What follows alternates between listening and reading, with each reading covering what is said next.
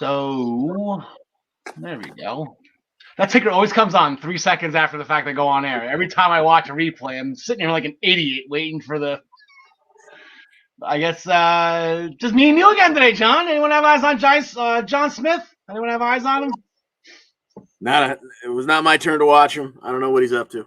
Yeah, I had to clock out early. Who knows? Who knows?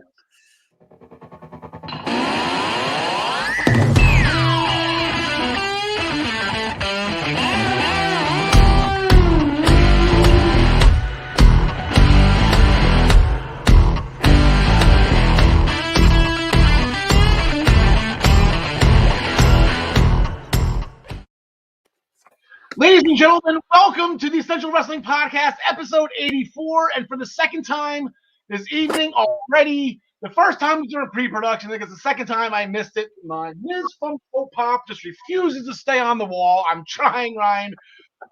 Future, I guess you got an endorsement to be in the Hall of Fame, the first inductee into the WWE Hall of Fame. We'll discuss that in a little bit. As you can see, we're a little short-handed today. John Smith is actually under the weather. Rumors going around town that Gary has a voodoo doll all the way in Northern Ireland, and the jokes that John Smith was cracking last week because Gary wasn't here just came back and bit him in the ass. But today, on the Essential Wrestling Podcast, which is always powered by the Eastern Observer, oh, you can taste the power. I'm with, as always, the first ever PWP champion, the living legend, John DeConnie. John, how are things this wonderful evening? It's some warm weather in Jersey the past couple days. Yes, it is a beautifully mild winter's day here in Jersey, and we're doing good. Yeah, that's a fair assessment. That is fair. On today's episode, John, we got to talk some things. Gary and Ryan will be here with us in a little bit, so it won't just be us. But on today's show, Bobby Lashley, Daniel Bryan, his way into the WWE Championship match last night on Raw at Day 1. Paul Heyman fires up Brock Lesnar on SmackDown. That's going to be an interesting topic of conversation. Matt Cardona puts his championship opportunity on the line last week on Impact. Gary Mehaffy, like I said, he is back with us this week. He is feeling better, although he's making John Smith sick to his stomach. Gary is back to discuss the new NXT UK Tag Team Champions from this past Thursday overseas.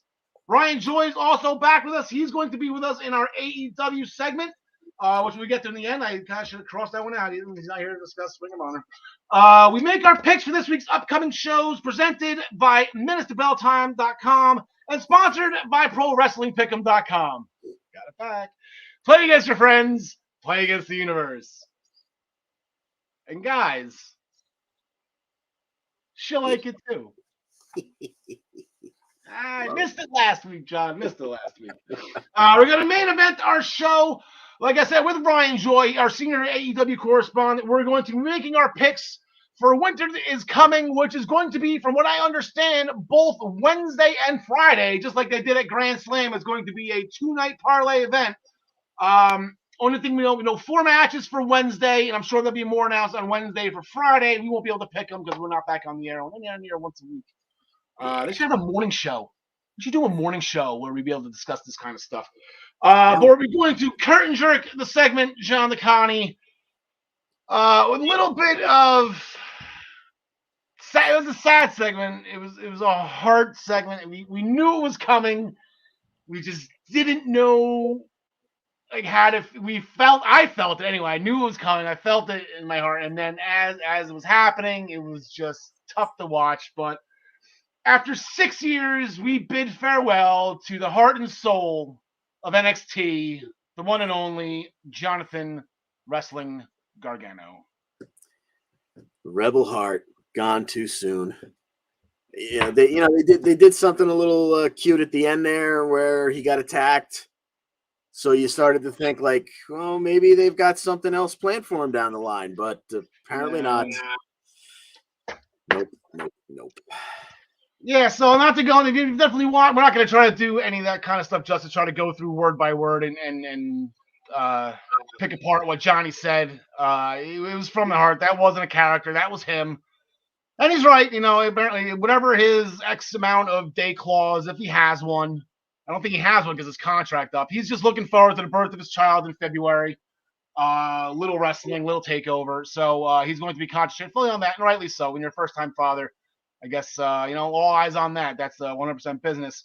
But yeah, it was Grayson Waller came out and ruined it, and rightly so. Johnny didn't eat the pin at War Games, and he stayed with the old adage: when you go out on your back, you put somebody else over, and that's what we had. And Grayson Waller got the rub. What do you think about that, John? He's definitely a guy that they're moving into a higher position. He gets to talk a little bit more every time we see him. He was right there in the middle of that War Games match and everything. We've seen it. He definitely can go in the ring. So, of all the guys they could have picked, he certainly would have been on my short list too. So, no complaints there. Yeah, and then it wasn't just Johnny. We all had the rumors that, and I guess Johnny was confirmed. I think somebody confirmed. I don't know, it was Uncle Dave or something. I think Johnny is out of NXT, and I believe Kyle O'Reilly is as well. He was in a steel cage match to start the show, and same thing. Yep, he took he counted the lights for Mr. Von Wagner.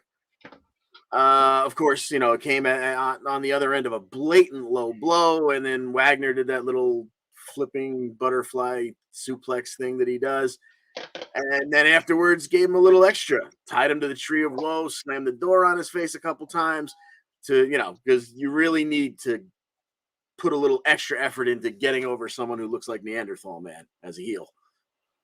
Let's see. Johnny has Pro Wrestling Tees store up that pretty much confirms it. Kyle has been quiet. See, and just to put a let's not hit the wrong thing. So I'm still a little rusty. It's only my second week back from a kind of a big layoff. I'm still a little rusty with the graphics and everything like that. Just to put, like I said, Johnny was always on the heart and the soul. Just the things they accomplished that they've had. Kyle O'Reilly, if you look at what he did, I'm judging this based on takeover records because that's the only thing I know, and I haven't, in my head because I always enjoyed keeping the stats. And unfortunately, that's gone because takeover's gone. But Kyle O'Reilly, he appeared in the most team matches in takeover history, and he's the all-time winningest team competitor. At one point, he was tag team champions. Walking the aisle, defending the tag team championships with all three other members of the Undisputed Era. Bobby Fish in the beginning, he had the one match with Adam Cole when Bobby Fish got injured right before the match. And then Roderick Strong, when he jumped, he took over in that spot. It was actually at the same show. So he's the most decorated team athlete in NXT history. And then Johnny, forget about it. Johnny Takeover was his other nickname. Yeah. Has the record for most takeover appearances by far. I think he's like 8 or 9 ahead of the person behind him. Kyle O'Reilly's in top 5 on that list as well. He appeared in, I believe, 13 or 14. And then Johnny Gargano can say one thing that nobody else can. He actually walked the aisle defending all 3 championships. He walked the aisle defending the NXT title against Adam Cole. He won it at TakeOver.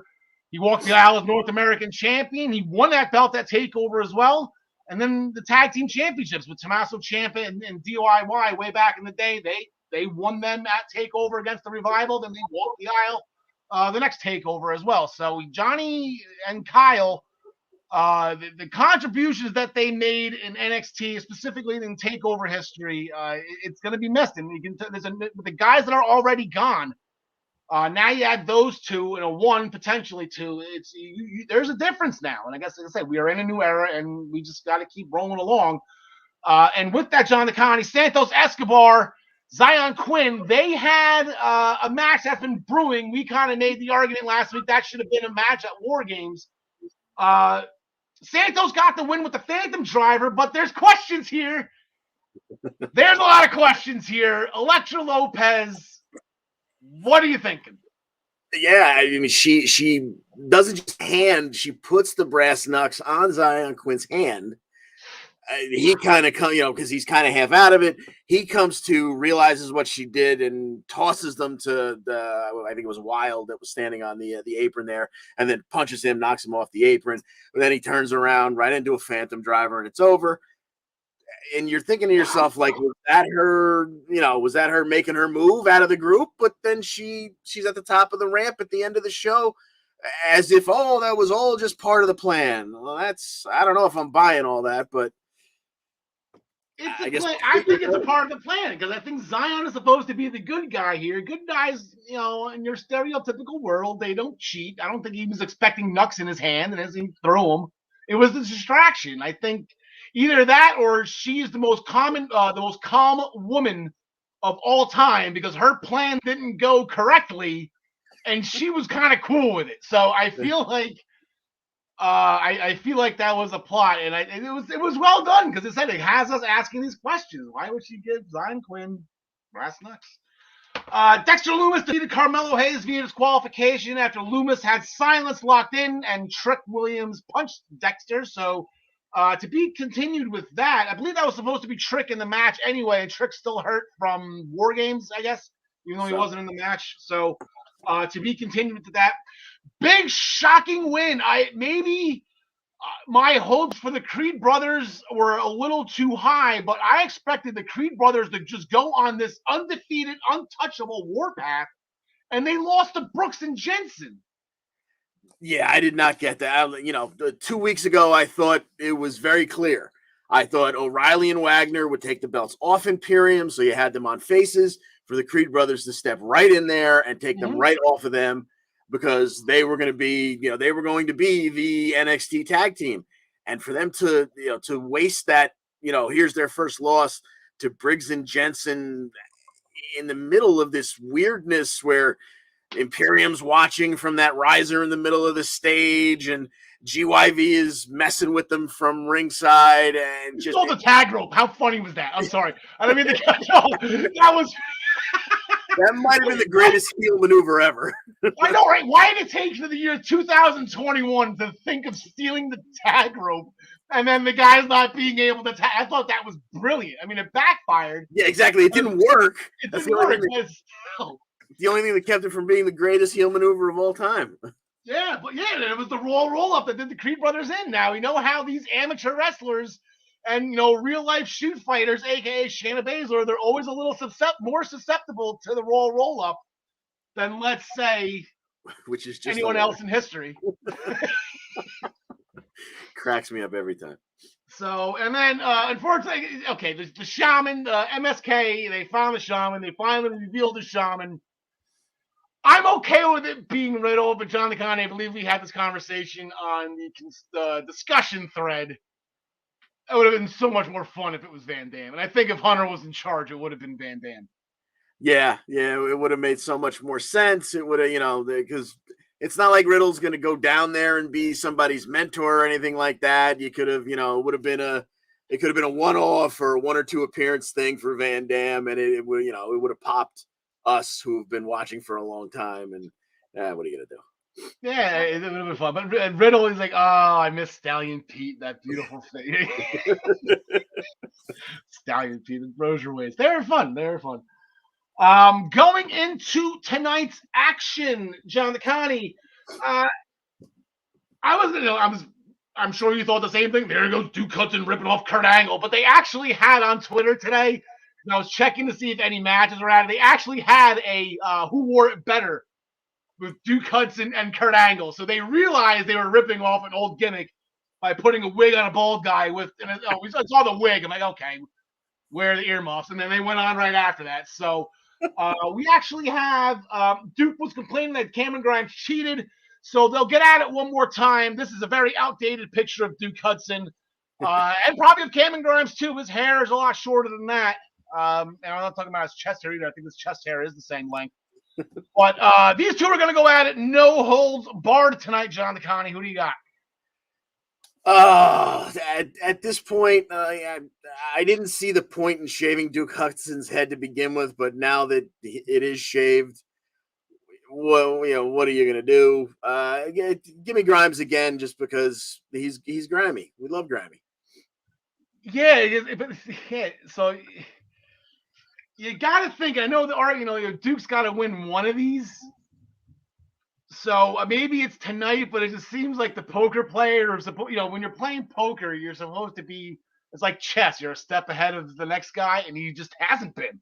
And I Right. know that's the whole point of the gimmick. Like Grimes, this, whatever the stereotypes and the slander that I'm not going to repeat on air because it's wrong. That Ducat keeps on throwing at him.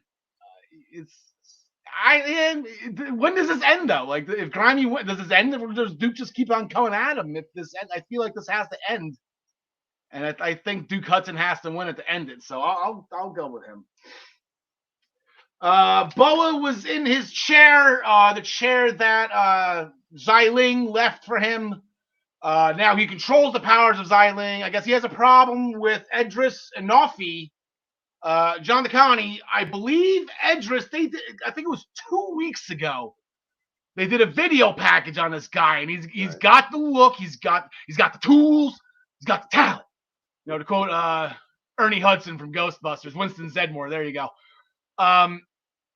And then they throw him in his debut match against Solo Sikoa, and I'm like, dude, they just did not do this guy any justice whatsoever.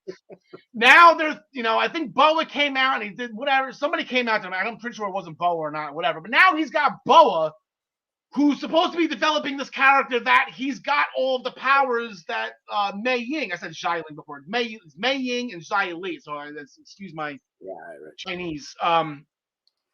Mei Ying taught all these powers, and so now is Mehaffy again just running into a brick wall here, or?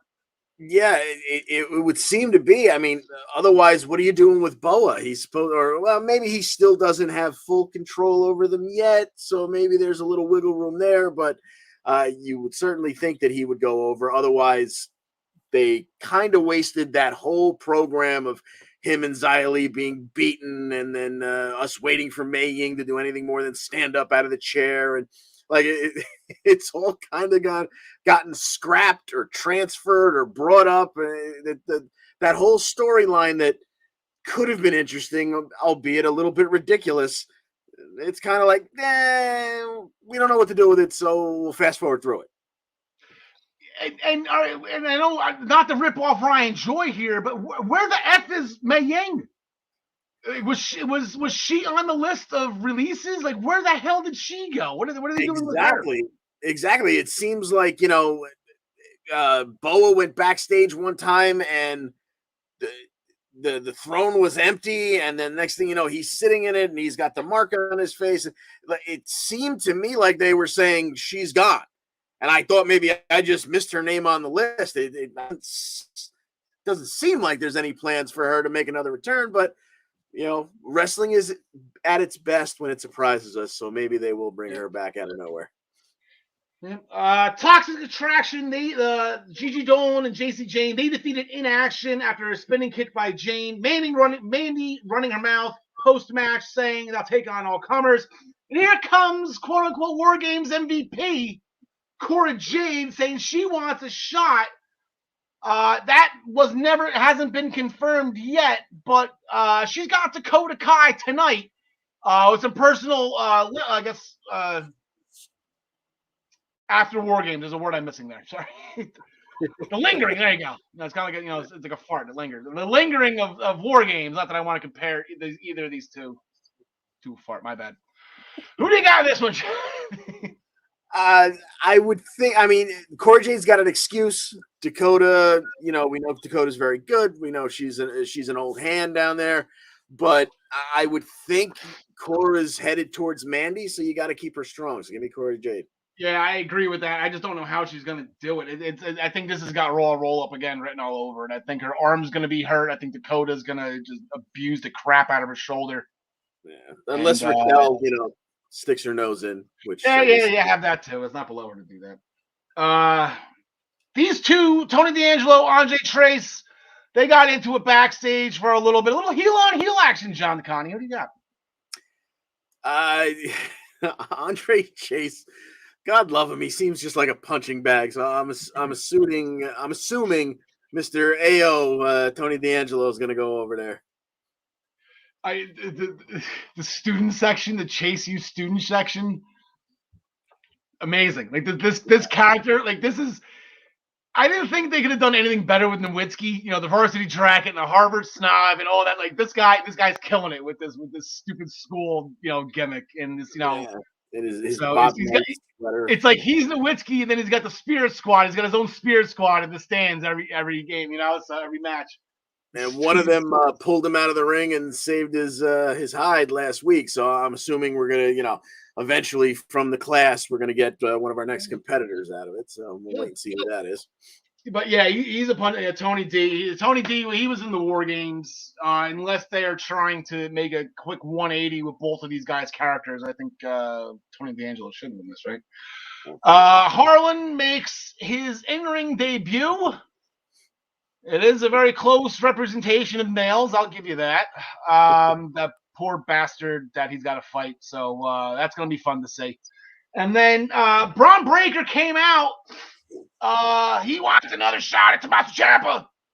That's my Steiner impersonation. But they were interrupted by Diamond Mine. And all right, the balls on Diamond Mine here. The balls on Roddy Strong. He wants some of Breaker. So I guess I was wrong last week saying that the Cruiserweight Championship was going back to its 205 weight limit. Apparently it's not, and Braun Breaker is going to challenge for the Cruiserweight Championship.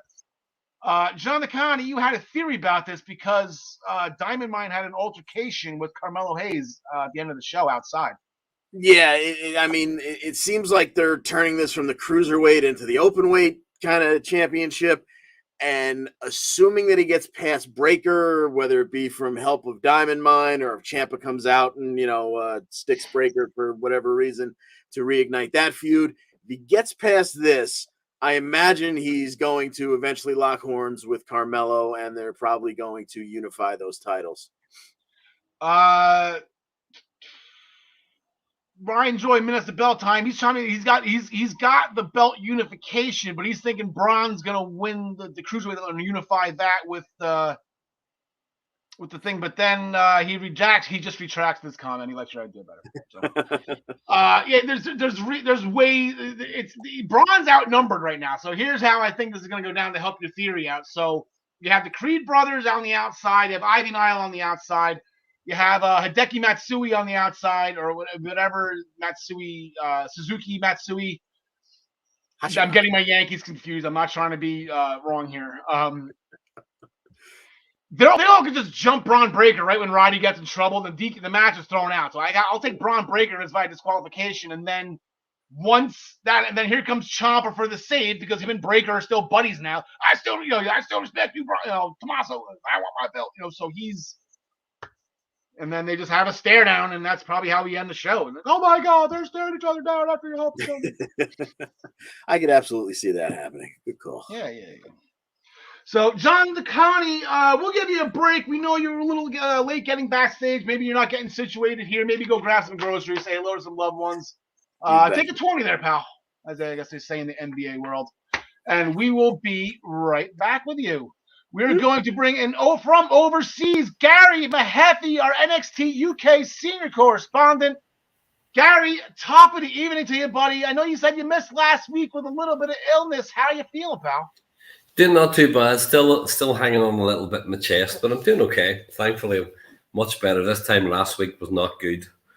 Yeah, it sounded like it on Messenger. I could hear it in your typing that you were well. You want to explain why John Smith's not here, or you pleading the fifth on that one? See, this is what happens. All these Lucky Charms cracks, but what happens, you see, when he has the goes at Jordan Devlin, we all know what happens when you know a leprechaun and it comes back and gets you. And I'd like to say I hope he feels better. I mean, I'd like to. I won't, but I'd like to. But yeah. So what can I say? Okay, so Ryan and I had the conversation last week, and I'm sure you and Ryan have talked about this at length, as me and you have talked about this from length for a long time now, the eventual heel turn of Trent Seven. And it looks like we're going to have to wait just a little bit longer. How was the match, Gary? What'd you think? I thought it was great. As I was saying, that I've said the whole way along, I've said for a few months, like, I was never Pretty Deadly's biggest fan in the slightest. I really wasn't. But they have so many good matches. I've come around to them, and they have so much great wardrobe too. hell were they wearing on Thursday? That was incredible. That was incredible. And I could imagine them going into the shops and seeing something and laughing and going, "Oh, we'll have that one." Yeah, exactly. Do you have it in annoying bright yellow? Yeah, yeah. But no, I mean, it was a great match, and I still do think that it's coming. And I noticed that Tyler Bate and Trent Seven are going to address the NXT UK universe this Thursday night, and so I still do think it's going to come, and the heel turn when they eventually lose the title will come, and it'll be like the slowest turn in creation. But it was a great match with like a really good finish. I couldn't fault either team. I mean, the entire episode last week was back to being amazing again, but just that episode to finish it off and the story that it told when they came through to take the win was great. So although I did think the heel turn was coming in that match, I was really pleased to see them win as well. Yeah, you felt it in the beginning because Trent's like, this was my last shot. He was legit worried. And then when the music hit, Tyler kind of took off, and you see Trent's like, yeah, all right, like, let's go. Like, this is it, because he's been trying everything to get a championship, and it just hasn't happened. Yeah, so they become the 5th ever tag team champions. They join, obviously, Pretty Deadly, who beat Gallus, who beat Andrews and Webster, and then Grizzled Young Veterans. So they are now the 5th ever tag team champions. That history is piling up some great tag teams. Minister Belltime, what do you think? Pretty Deadly coming back stateside. Yeah, I mean, it wouldn't surprise me. Ryan and I were talking in pre-production, and we're saying that like Pretty Deadly are a lot bigger guys than you actually think, and they do have good matches. They have the good gimmick. You could see. I think if Hunter was doing it, they would definitely have a chance. I think that Vince might give them a go just to see what he thinks, because they are young enough as well. So it'll be interesting to see. But they could conceivably go across stateside, definitely. They're gonna be the male version of the Iconics. Like they're gonna be absolutely, when they come over, they're just gonna be so annoying and obnoxious. They're gonna be awesome. They're gonna be awesome. Yeah. I think they won't get lost in the shovel if that actually ends up happening. Yeah, definitely. Jordan Devlin came out in ring promo, point blank. It's time for him to take the NXT UK Championship. Dragunov came out. He agreed to it. They don't, they've been talking. They were gabbing back and forth. So to steal Ryan Joy's gimmick, no date announced yet, but they're eventually going to get at it. Speaking of the NXT UK title, Gary, and speaking of Ryan Joy, if you just give me 2 seconds here, I'm going to bring in Ryan Joy real quick. Ryan, you have a question for Gary that you want to ask? Okay. Yeah, Gary, where the F is Walter? He's with Jenny. He's shopping around Knightsbridge at the minute for outfits for Jenny. He hasn't got time to wrestle. It is fun though, because we talked about this when Dragunov won the title, is that he's a much smaller guy, so he can wrestle all types of people on the roster, and it's more believable than when Walter was champion. He had a match with Devlin, but this is a lot more competitive. I'm more excited about this Jordan Devlin Dragunov match. Yeah. And I think it appears to have come out of nowhere, obviously, with Rampage Brown, who does appear to have been legitimately injured. And it's almost like, what will we do? Do you know what we'll do? And all of a sudden, when they did that promo, everybody just watched the promo and went, oh, I want to see this match now. Yeah. I mean, it was great. It really was. It was going along lovely. And just as soon as, like, you could see Dragunov going, say what you want, it doesn't matter. And then as soon as Devlin just brought up his child, it was like, right, boom. It was great. All right, Brian, thanks for chiming in, buddy. We'll see you in a little bit. I can only steal so many gimmicks. I think this is kind of Ryan and yours thing, so we'll let you keep that going. You just had a medical update on Rampage Brown. What they said on air that he's not talking to anybody, so who knows? You're saying it seemed legit, so yeah, it seems. I mean, it seems to be as far as I'm aware where it is, but. All right, Blair Davenport, huge match with Amelia McKenzie. We've been kind of waiting for this, Scare. I've been waiting for this because this is the bridge. One of these two, if not both of them, are going to eventually fight Miko. One's going to take it, you'd think. So this was a huge match in the women's division, not to mention just the hatred, between the two personally, storyline-wise.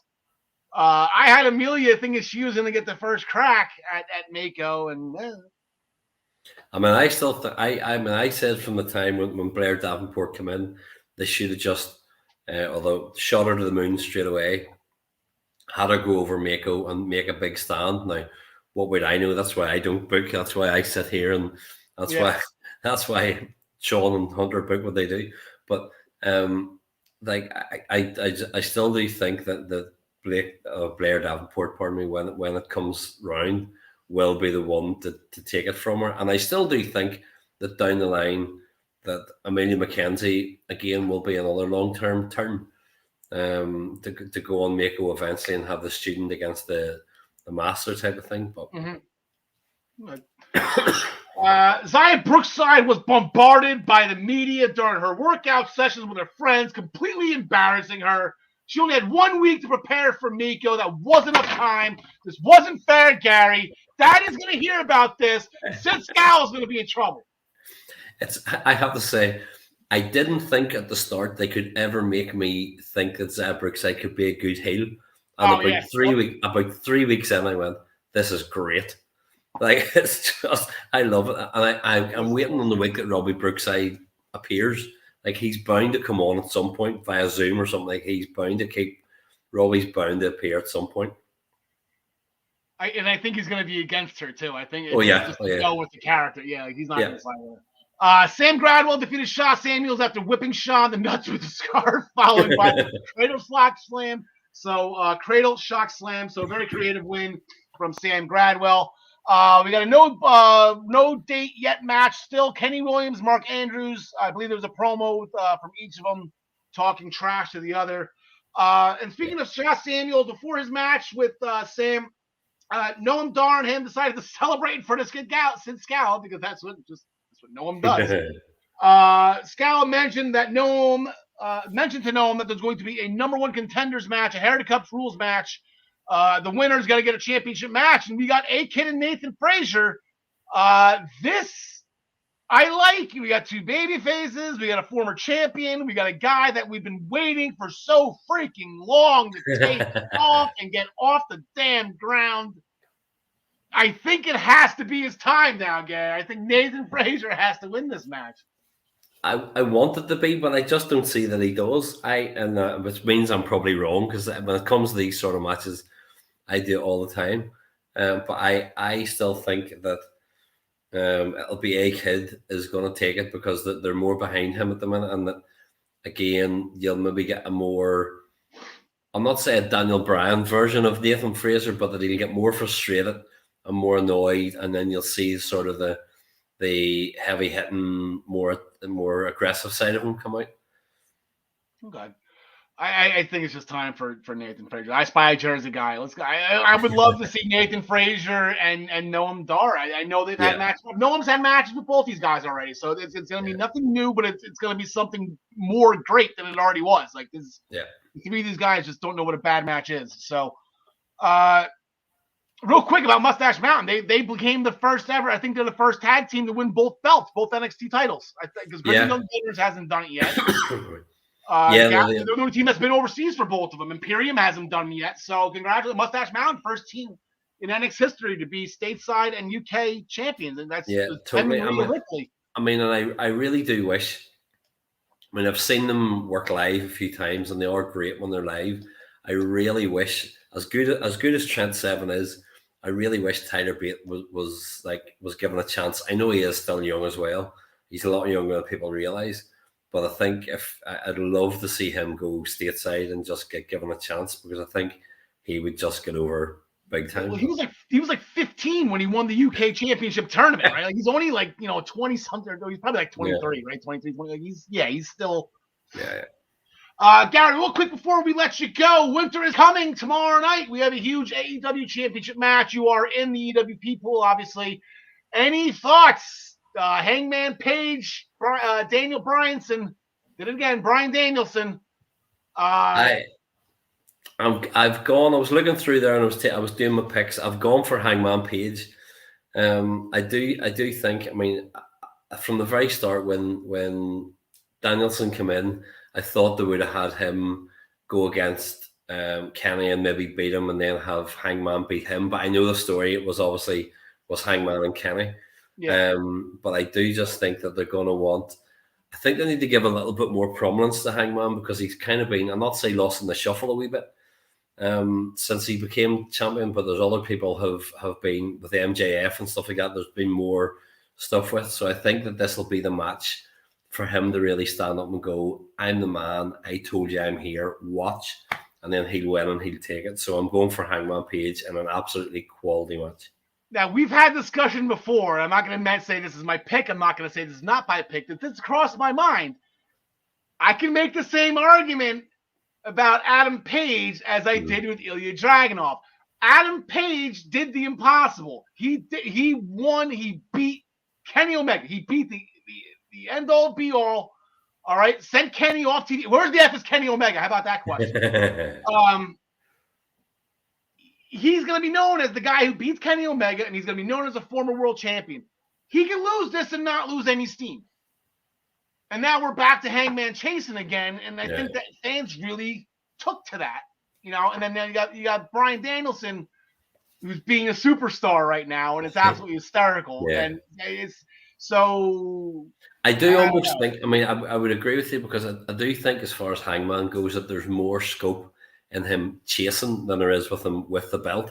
I do think he is the sort of one that the fans would constantly be clamoring behind. So I think if you had a really obnoxious, as you say, superstar heel, then Danielson to take it off him for the fans to go, no, we want him, and then let him chase again. So that possibility's there, but I'm still sticking with Page. So. Yeah, no, it can go either way. This is one of the few matches in AEW. It's 50-50. You just don't know. Normally, you can see this kind of stuff coming a mile away.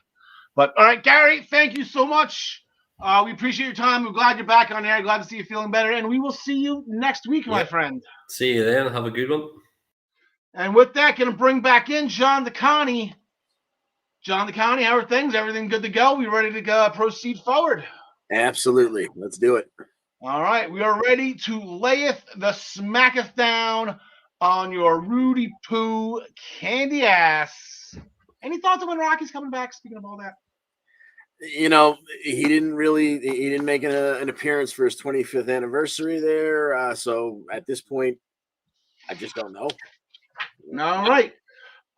Xavier Woods got a new crown last Friday. His crown was recently destroyed by Roman Reigns and the Bloodline. It's pretty badass. I didn't realize, I don't know if you saw the huge X on the crown. I didn't realize he was the 10th king of the ring of all time. I thought there was more than that. If you say so, I assumed it stood for Xavier, but I thought it was a Roman numeral. Okay, gotcha. So, completely taking a crap on the Survivor Series and the Champions versus Champions matches, they decided to run it one more time, bring RK Bro over from Raw, throw him in the ring with the Usos, who RK Bro just beat at the Survivor Series. Now they're going to throw the New Day in the mix and say the winners are the best tag team in WWE. Yeah. So we had RK Bro using the I don't know, every 6 month crossover that they decide when they can use it 100 times a year if they want to or not at all. And they got at it. They went for 20 minutes. These are three great teams, so we had a great match. And in the end, the New Day, who we already know, according to the top 50 list, are the greatest tag team of all time. They finished them off with that demolition coup de grace, on Jay. Got the backbreaker across the knee, then he got the double stomp to the chest. 1, 2, 3. And the New Day, once again, are cemented as the greatest tag team of all time. Yeah, James Miller just brought up a great point. Bro, it was a stallion week for Riddle. He was on all three shows. How about that? I didn't even really put 2 and 2 to that together. Very nice. Kind of ironic, John, how two guys who hate each other work together to take out Sami Zayn. It's almost as if there's a conspiracy. I know, but it was right. It was another fun segment with two Canadian alpha males. Come hunting with me, but I'm vegan. You're what? That. It's fun. Paul Heyman, he was out there as well. kind of lit a fire under Brock, and he also said that Brock was the future Universal Champion. Roman Reigns comes back this week. Where's the graphic for it, just to make it official? Roman Reigns is back this Friday. Normally, I don't want to say he gives Paul passes when he's not there. There's a couple times Paul said some things. We said some things backstage that maybe. How do you think he's going to react to this one, our tribal chief? You wonder if he's going to pretend like he even saw it. Like, are the Usos going to have to stooge Heyman out here? I wonder how the whole thing's going to be handled. Clearly, he's not going to be happy, but Paul Heyman of Silver Tongue will probably talk his way out of it anyway. I was just trying to do this. I was trying to get him to be physical with Sammy and blah, blah, blah, soften him up for your shot at day one. Who knows? Canadian. Yeah, I guess, but it's another side. Yes, okay. But again, Brock Lesnar is funny. Like Brock Lesnar is just not this big meathead who can't talk. Like it was just a heel cat. Maybe he can only talk. But no, I shouldn't say that because he was a heel when he was fighting Goldberg when he stole Austin's quad way back in 2004. And he was hysterical. He's just. I think just he gets more heat with Heyman. So does Roman. I guess Heyman's just a heat magnet. I guess. Exactly. Tony Storm defeated Charlotte Flair via disqualification after Charlotte repeatedly kicked Tony's head into the ring post. Look for that match to continue. Look for that feud to continue and go on to day one. Drew McIntyre defeated Sheamus after a bro kick in another hard-hitting affair. This is turning into Aleister Black and Buddy Murphy, John DeCon. It seems like we're getting this once a month, and they even both got drafted to the other show, just like Buddy and Aleister did. We got it for one more time there before the bleep hit the fan with those two. So, any Carly, maybe next month, do we do it again? Like, are you getting sick of this yet? Because they're kicking the crap out of each other. It's entertaining as hell. Exactly. There aren't a lot of great big men, but the reason you love a big man is for exactly what we see when these two get in the ring together. There was absolutely no storyline there.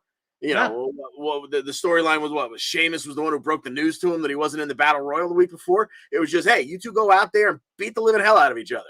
And we're going to eat it up. That's what it was, because McIntyre's still butthurt he was left out of it. Pierce and Sonya blamed each other. And then the fun part is, we know where we're going with McIntyre, because he had to leave the sword backstage and decided to stick it in Pierce's desk, but then Corbin and Moss stole the desk with the sword in it. So Happy Corbin and Madcap Moss are now in possession of Angela. Angela. And then here comes Tony Danza. I thought he's down at NXT. What's that? I'm sorry, what was that? I thought he was down at NXT. Never mind, that's D'Angelo. Oh, Tony is D'Angelo. Yeah, exactly. Like faction that. Mona. They gotta give him somebody named Mona as his ringside thing. So they can say that. Shinsuke Nakamura and Rick Boogs, they defeated Los Lotharios after Nakamura hit a standing Kinshasa on Humberto. Big win for the Intercontinental Champion. Got a funny feeling though. It's just the next time he defends that title, he's losing it. Like, when was the last time he had a meaningful? This is fun. He's running around with Boogs, but this hasn't been a historic Intercontinental title reign for Shinsuke. Not by any stretch of the imagination. Naomi and Sonya Deville never happened due to Naomi, unprovokingly, might I add, attacked the timekeeper, so the bell never rang. Potential 3-on-1 attack thwarted by the Great Protector, who we said where she was debuting, thought maybe it would be in a match, but she was protecting Naomi. So now there's a 3-on-2 somewhat situation, because I said she attacked them as a 3-on-1. The timekeeper, excuse me, how about there's a woman after your own heart? She had to stop watching everything, huh, John DeConnie? Did you appreciate what Shayna Baszler had to do? Absolutely. Hammer in one hand, stop watching the other. There you go. She knows what's up.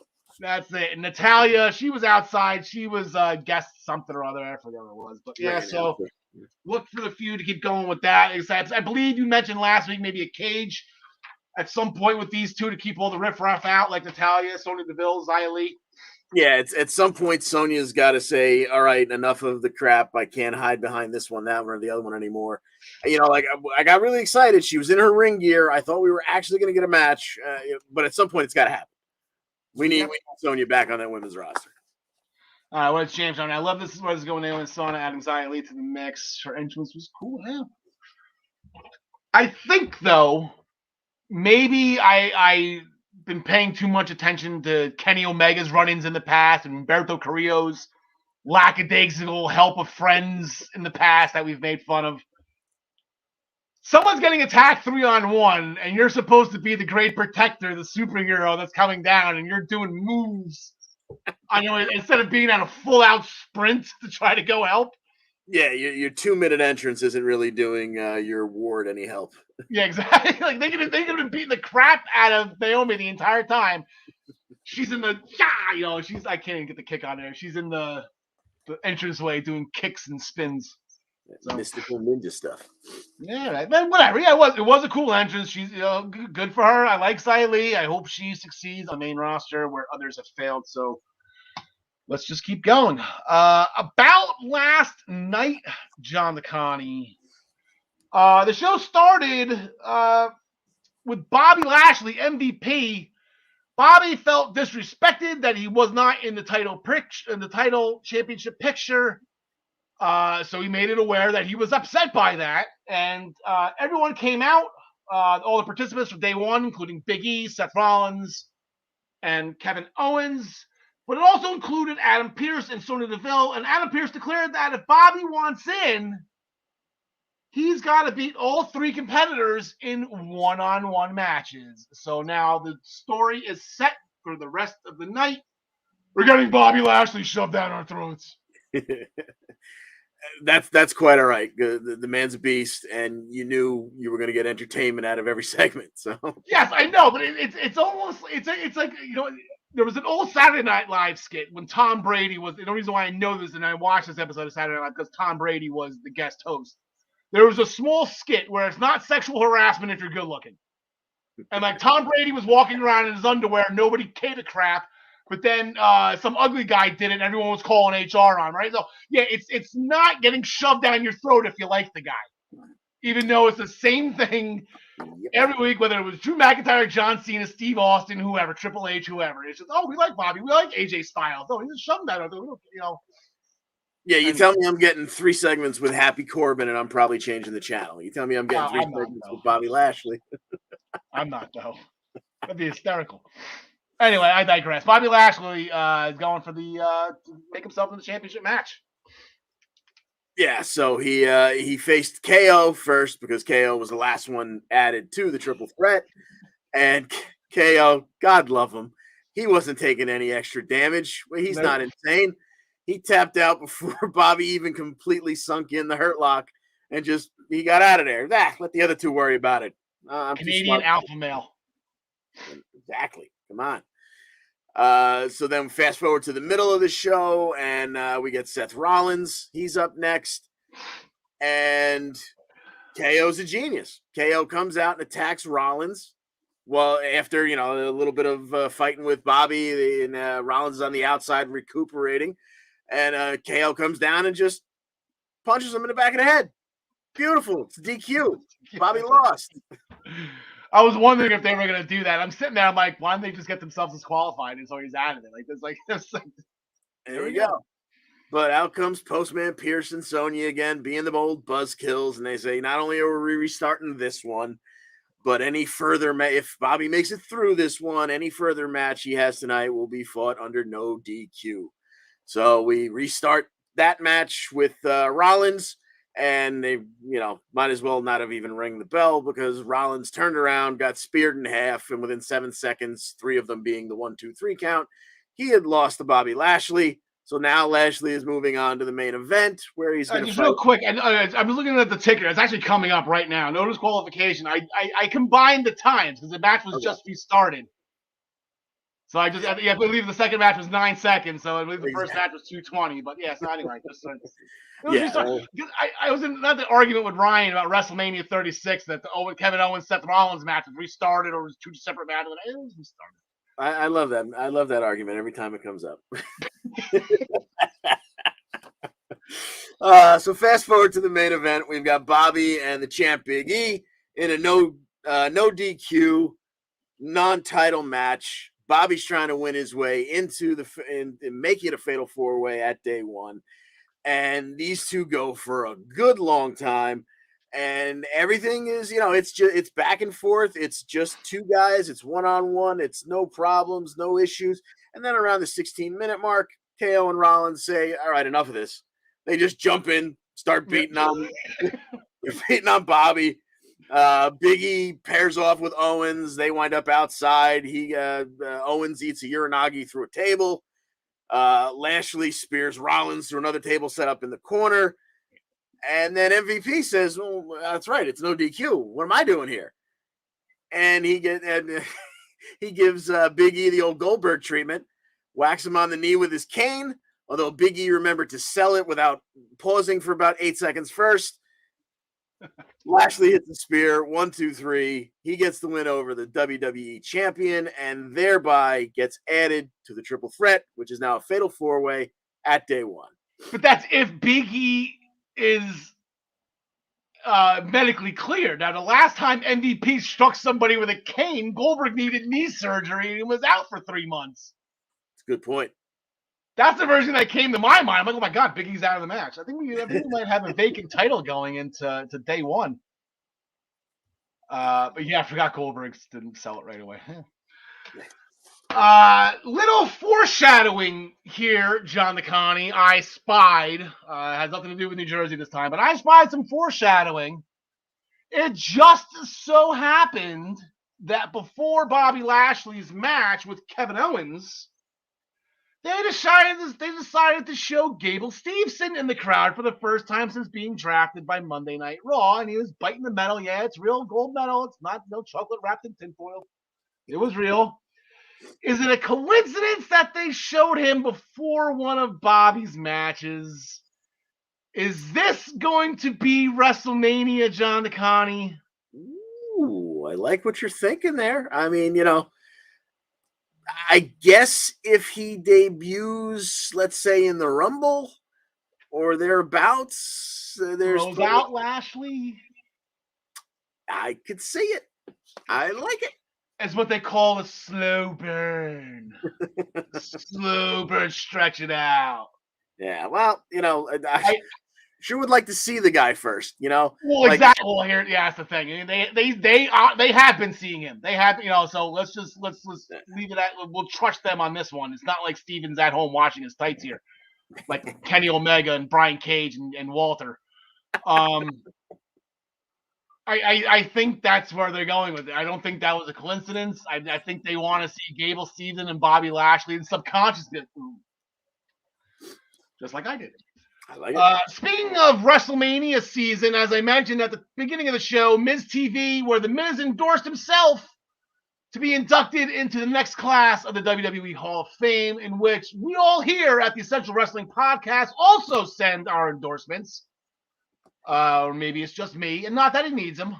No, Edge came out to spoil the party and talk trash to the point where Miz and Maurice both threw their champagne in his eyes and gave us the foreshadowing of the Maurice distraction at day one into the skull-crushing finale for the victory. Now, John DeConnie, this is where you bring up, Miz pulled Maurice in front of him, though. Maurice, she's got 2 kids at home. Yeah, and she was none too happy with hubby. No, 5 across the eyes. Yes, indeed. Now, is that all a gimmick? Acting. Whether every married couple has their problems, that's fine, and I'm sure Miz and Maurice too, but they will never have an on-screen problem. This is the perfect setup for a distraction by Maurice into the skull-crushing finale. A win for Miz at day one, leading to another mixed tag match at WrestleMania with Miz and Maurice. Yeah. Hopefully winning this time over 2 Hall of Famers. It's going to be a tall order. Well, if Miz is in the Hall of Fame, there's going to be 3 Hall of Famers in the ring at the same time. I believe Miz will be the first one or the second one. Now, Ric Flair did in-ring competition after he got inducted the same night. But I don't think anyone's been inducted as they were wrestling, at least not in WWE. You know, Impact, they do it all the time. Usually that's a guarantee. You're getting inducted, you're going to be in the main event. So that Becky Lynch came out gloating that she won the week prior, killing the fans for not liking her. Liv Morgan came out wanting a rematch because Becky hooked the bottom ropes the week before. Fun turnaround by Becky. Like, you're not ready. You should have been preparing for me to cheat. It's your fault. And she's right. They fought, and Becky caught Liv's arms in between the steps and the ring post, did some damage, and now the rematch has been granted with the disarmer set up, ready to do the final nail in the coffin of Liv Morgan, or so we're supposed to think. Otis defeated Riddle with the pop-up World's Strongest Slam. How about that? Big win by the big man, and now with Mandy Rose as NXT Women's Champion. These two had to be one of the biggest, let's say, up there conversation as one of the power couples of WWE at the moment, right? I can't believe Otis has not made an appearance now at NXT. I mean, the story just writes itself. Come on. Why isn't she coming? They could be on both shows. Like, they could be like the biggest, I would say the it couple, because that gimmick's already taken. But like, interesting backstage. I'm going to book WrestleMania match number 3 right now. Interesting backstage conversation and interview with the phenomenal one, AJ Styles, who ended the interview with, you know what? Omos is a good kid. I genuinely hope he has success. He succeeds or whatever. That doesn't sound like a heel, John DeConnie. I think between last week's being Omos, you got to listen to me. You should normally a heel slaps the guy right there, but obviously AJ, bigger guy. I thought he was just being smart. Is Omos going to be the heel in this whole turn? At the end of that segment, Omos kind of showed up and went, you're right. I'm not ready to give up on this team either. And they kind of, they left arm in arm. So it's a coin flip. Either one of them works. Yeah, but we all think Omos, we all thought Styles is going to accidentally hit him, or Styles is going to slap him in the face after Omos does something stupid like he didn't do last week. But it's one of those things we thought Omos would be like, it would be a face turn, and then he would kick the crap out of AJ. But it looks like now they're both going towards the face route, and then when Omos turns, he's going to turn heel. We almost got this backwards, and they're setting it up. You can do the slow burn up until this is going to be WrestleMania. Yeah, AJ Styles and Omos. Yep, I believe you are correct. That's where we're headed. Who plays what part, still to be determined. But yeah, like you said, at this point, it literally could go either way. So it's just a matter of what they find more compelling as we go along. Yeah. Bianca Belair defeated Doudrop. That was a rematch from last week. Doudrop walked away by a count out, but Bianca, the rematch, Bianca won with the 450 splash. Special shout out to the future Mrs. Leon Ruff, who refereed that match. It's been a couple times now. I've noticed she's been working on the main roster along with NXT. She was the fast count referee in the Sonya Deville when Naomi lost. It wasn't Sonya fighting Naomi, but somebody beat, I think it might have been Shayna. I don't know. But it was Mrs. Ruff. The future Mrs. Ruff did the fast 3 count. So she's getting some work in. She was doing, what's the other females? Jessica Carr. She's been pulling some Jessica Carr duty, pulling all 3 brands here. So shout out to Mrs. Leon Ruff. Go for it. Again, I spotted it last week, John DeConnie. There's a trend starting. Our beloved queen is starting a trend. She won again. How do you feel about this whole new thing? The women's tag team champions actually winning matches. Yeah, I mean, it's a hell of a concept. It's a nice turnaround for Zelina, who couldn't win after her return. What did she went 0 for what, the summer? Before she won the first ever Queen's Crown. Now she's a tag team champion. She's winning individual and tag team matches. I mean, this is new ground we're breaking here. I love it. All right, going back to James Wheeler, he's saying that they filed a trademark for Piper Niven, and I thought they already had it. You would think so, yeah. And he's not happy with the tag team championship. So, speaking of which, something I forgot to mention last week, and I'll bring it up right now: Zelina Vega, now the third woman in pro wrestling history, now joins the Iconics, the Inspiration. Zelina's now won both sets of tag team championships. She was with Sarita. She was Sarita, and she was with somebody. She's been an Impact Knockout Tag Team Champion, Right. long time ago. So now she joins Cassie Lee and Jessie K. Good for you for remembering that, because it's going to take me another 6 to 8 months to get that down. Yeah, well, the thing was, when I was looking at when they brought back the Knockouts tag titles, and I was looking up to see who the last ever tag champs were, which was Brooke Hogan and Eric Young, which I, for 450 days, just laughed my ass off about that whole thing. I was just looking at the names, just trying to see if I knew who they were, whatever, and I think her name was Sarita, or she was Sarita's partner. One of them is Zelina Vega. So indeed. And then the Dirty Dogs defeated the team of Damian Priest and Finn Balor after distraction by Austin Theory, leading to a zigzag by Dolph Ziggler for the win. Trivia question: I don't know. When was the last time Dolph Ziggler won a match with a zigzag? God only knows. That's one of those moves that almost never looks the same 2 times in a row. So, so sometimes I forget what the hell it's even called. It's got to be the worst finisher in the Fed. Yeah, maybe. That's I can't think of anything else off the top of my head. But yeah, it's not a finisher anymore. It's been doing the crescent kick, the sweet chin music. So. Going from Monday night, we're gonna go to Impact Wrestling, our favorite brand, our favorite cult following.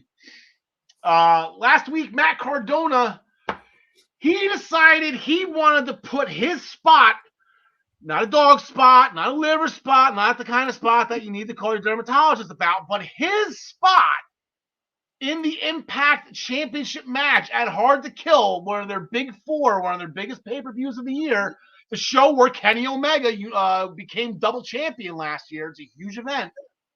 His spot on the line against W. Morrissey.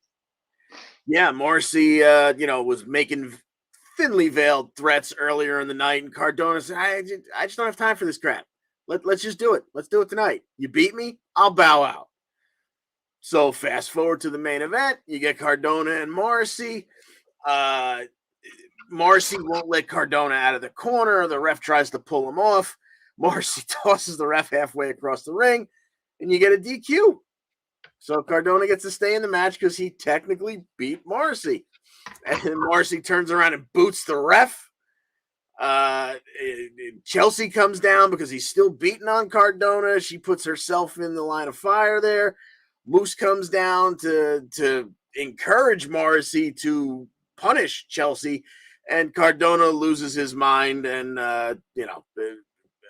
Morrissey boots Moose in the face because he doesn't want to hear from him. He doesn't trust him. Doesn't matter. And Moose rolls out, leaves the belt behind, and there you go. The segment ends with Matt Cardona holding the Impact World title over his head. Matt, you've been around long enough. What the hell are you doing? I was going to say, that match into the DQ, if Adam Pearce was running Impact, him and Sony would have came out. Nah, restart. No disqualification. Matt Striker threw out 2 gems last Thursday. The first one was during the mixed tag team match where Deonna Purrazzo and Matthew Raywolf defeated Mickie James and Chris Sabin. After Deonna rolled up Mickie and Raywolf grabbed Deonna's arm for leverage for the win, Matt Striker blurts out, rule number 1 in referee certification is to watch the shoulders with each strike of the mat. So that's why he didn't catch Deonna or Raywolf hooking down, because the referee, that's the first thing they're taught. Watch the shoulders as each hand strikes. Even if the person who's cheating from the outside literally has their arm above your head. Hey, the referees are taught. The referees are taught to put the count. Yeah, he was doing low voice at that time. And then the second one again, and I'll leave you with the street fight. he compared Rhino and Eric Young. Now, you have to be a hockey fan, and you have to be somewhere in your 40s to remember Chris Nyland versus Bob Probert. And if you want to watch hockey, if you want to watch hockey fights as hockey fights, like what they should be, look up Bob Probert, the guy who was banned from Canada because he was so freaking violent, against Chris Nyland. Those were hockey fights, and that's what he compared these two in a street fight with. Yeah, anytime Probert got into it, you were getting a lesson there. They did a whole Netflix special on Bob Probert. May he rest in violence. Nice. Oh yeah, so we had EY and Rhino in a street fight. Of course, Diener and Doring got involved, which brought Heath out, which for some reason brought Swan and Willie Mack out, because why not? And then even more questionable, the Good Brothers come out to take out Swan and that Willie. one doesn't make sense. Now, Rich Swann and Eric Young, that's still going after all these years now from Slammiversary or whatever it was, back 2 years ago, whatever it was. Yeah. I remember the beatdowns the past couple weeks. I'm like, man, Eric Young just really hates Rich Swann. Oh my god. But EY would set up his pile driver with a blatant low blow and bounce Rhino off of his noggin and get the 1, 2, 3. And the Good Brothers and Violent by Design kind of held the ring afterwards, and the good guys were on the outside looking befuddled. There was a big 8-person tag. I mentioned this last week. A match I didn't know what I wanted to see until they announced it, which involved Black Taurus and Cassie Lee. We had the 4 members of Decay versus the team of the Influence and the Knockouts Tag Team Champions, the Inspiration. A lot of eyes in those names. Decay got the win after Rosemary hit the spear on Tennille for the win. The Inspiration and the Influence, they were not on the same page as I would kind of hope I wanted to get a little bit of the 4 of these women, plus Caleb, in some type of thing. It's not looking like it's meant to be. They're gonna get at it. Probably, maybe Hard to Kill. And this is a great match for Hard to Kill. Yeah. But this little unification of Aussie blissness is just not going to last too long. No. Finn Juice defeated the Learning Tree after hitting Demolition's finishing maneuver, which does not have a name. What do you think about this, John DeConnie? Gail Kim announced that Jordan Grace, Tasha Steeles, Rachel Ellering, Rosemary, Chelsea Green, and Lady Frost as the competitors for the first ever Knockouts Ultimate X #1 contenders match. Yeah, I mean, there's a lot of talent in that ring, and the only thing I worry about with women's wrestling is sometimes they try to do stuff, no matter how good they are, they try to do stuff that maybe they're not necessarily strong enough to pull off. So I wonder if we're going to have any issues. You remember when Impact did the stupid domed cage where you had to escape through the little hole in the top? And it was like a 15-minute match, and the guys were too tired to hold themselves up and flip out of the cage at the end, and it was just a cluster bleep. Because they made him climb up and then flip off it onto other guys first. Like, I forget how much. There was only one person that could really ever do it consistently, and I can't think of who it was. But the only thing that worries me about the Ultimate X match is the longer it goes on, and the muscles start burning. Are the ladies going to be able to hand over hand walk that rope and get to the X? We'll see. I see a lot of Twitter videos of one of these women specifically that I do believe has the endurance and the strength, and Jordan Grace is she's not the one that does this. Yeah, that's why she's gonna, spoiler alert, she's gonna be my pick because she's the one we absolutely know has the power to make it happen. Yeah. Chelsea Green might be too. I can't see Rosemary getting up there to begin with.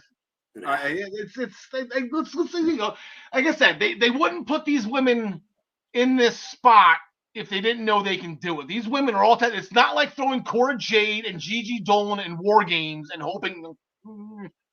Like I feel like these are, other than Lady Frost, who I believe is a time-tested veteran. Even though Lady Frost is new to Impact, she's been around. I've heard the name. So Let's just hope it has it. So matches coming up next Thursday on Impact. They had a brief altercation backstage where Laredo Kid, I believe, was cursing, yelling obscenities at Chris Bay in Spanish. I believe calling out his mother on several occasions, if I do remember correctly. Who do you got in this match? Give me Bay, because he'll have Hikuleo at the very least at ringside to help him out there. So it'll be a Bay day. It is Thursday. By the way, I did forget. I didn't have it in my notes just because we talked about it last week. RK Bronham and Mysterios and the Street Profits, they will be fighting on Monday Night Raw. I think you had the Mysterios, I had the Street. I don't remember. Just last week episode 83, which I consistently called episode 84 the entire show. I watched the replay. A-hole. So we'll just delete that one because we talked about it already. There was an injury, right? Somebody was injured, which is why they had to postpone it. That's what I believe I saw on Twitter. You know what? I didn't even hear. I was expecting it the whole night, and then went, "Oh, okay, they're not doing it. All right, fine." No, they announced it earlier in the day that somebody was injured, and they had to postpone it to this week. Rohit Raju and Lawrence D, probably one of the biggest matches in Impact history, to be honest with you, got thrown out because Josh Alexander came out and wrecked everyone looking for Jonah. Scott granted Josh Alexander versus Jonah at Hard to Kill. But I guess Rohit Raju, he's still a little butthurt about the ass whooping he took by the hands of Josh Alexander at the beginning of that, so they're going to get at it. You getting Rohit a shot here? I mean, come on, Rohit's always got a shot. I think it's probably. I think unless Jonah comes out and gets involved, it's probably going to be Josh Alexander going over, though, in this particular case. Yeah, I'm going to have to stick with Josh on this one, too. And there was an X Division Championship match I actually just found out about. I know Trey Miguel, he's been kind of doing his open challenge thing. He's going to take on John Skyler on Thursday night. Very nice. Let me have Trey defending there. Skyler, obviously they're bringing him along. He's going to be I guess mainstay there, but still, it's Trey. I think when it comes time for Trey to pass it on, I think we know where it's going to happen. I think we know who it's going to happen with, and it's not John Skyler. Yeah, it's that's who Trey wants. He's like, I haven't beat, or Steve, that's what Steve Macklin keeps saying. He hasn't beaten me. Put me in all these freaking multi-man matches. He's never beat me. Yep. No one has. He hasn't been pinned or submitted. No. And yet he's lost like 6 matches. Yeah, right. Jersey's strong. There you go. He's lost like 6 matches. So here's the fun part, John Connie. We actually have an Impact Plus show on Saturday night called Throwback Throwdown 2. Here are the Impact standings going into this show. You have a 4-point lead over myself and Ryan Joy, who have about a 10-point lead over John Smith, who's right about track. This is a nice little train wreck here. With standings here, with the exception of Tyler, who really just doesn't chime in with Impact as much as he wants to. Apparently, I'm going to find out he doesn't do that with football either, bastard. Scoring for this 5 points. I guess it should be if it's an IPWF championship match. There should be a 5-point match. All the titles 3 points. Here's the fun: if you get everything right, 5 points. They haven't announced anything. And to tell you the truth, if you look at the show from 2 years ago, they're not these characters. It's the Impact characters playing more characters. Yeah. So with that, John the Colony, we're gonna pick one match and one match only, just because I had this wild dream in my head. Last we saw 2 years ago, it was Downtown Daddy Brown who won the IPWF championship in the main event. I want to see Downtown Daddy Brown versus Sex Ferguson. Ooh. That would be a huge championship match for the ages. Yeah, and I mean, the subtitle is Winter War '84, so we're going old school here. This might be the best production. This might be up there with Wrestle House and Wrestle Court. Like this is going to be borderline absurd, and it's going to be absolutely incredible. And I have to watch it on delay because I'm sorry. It's just damn. But if they somehow name characters and matches, I'll get them on ProWrestlingPick'em.com for us to pick. But right now we have more matches for next Thursday's Impact leading into Hard to Kill than we have more matches for Hard to Kill than we do for this show. So Yeah. Who knows? So we are going to bring back in Ryan Joy. Oh, we'll do the great background. How about that? Ryan Joy from MinutesToBellTime.com and our senior AEW correspondent, Ryan Joy. We'll do the yellow logo. How about that? Give him the background. Everything's going. We saw you for a little bit. Where the F is Brian Cage? Where the F is Brian Cage? Still under contract. Yeah. But I've seen him in Florida more recently for CCW. Yeah, I've seen Nelio post more Brian Cage matches than Tony Khan has. That's true. We got Hook now, though, so we'll get there, though. And that will be the first item on our agenda from Friday Night Rampage, as they say in Montreal. The debut of Hook. Now, we'll talk about it in a little bit. We're doing these shows backwards here. Team Taz, specifically Taz himself, not happy that Dante Martin swerved them in the Dynamite Diamond Battle Royal. So Taz has had it up to here, which isn't that high in his case. And he unleashed Hook on us. He's like, screw it, I'm unleashing Hook. And poor Fuego del Sol was the poor bastard that had to take the brunt of it. But so we had Hook's debut.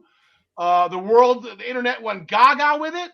Brian Joy, as you used to tell us, as you used to ask us, what say you?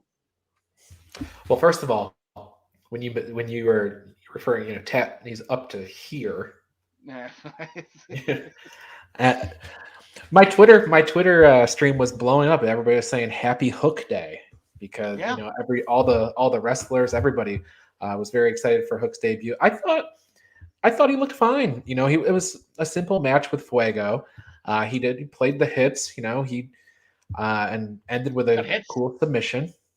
Yeah, I mean, there's a bunch of Taz's moves in there, right? So I saw the sleeper suplex. He didn't do the T-bone. I was looking for a T-bone. He does have I think Taz called it a crotch suplex or something that he did do, which was pretty fun. But he did have the one. Yeah, he did have. What did he? No, that was a submission. It was the Hatch-a-May submission, according to my notes. I can show you how I spelled that so we can all say it out loud here. Hatch-a-May. Okay. Yep. I thought it was fine. And he beat Fuego, and they're probably going to keep him away from anybody that's competitive for a while, and I think that's probably smart.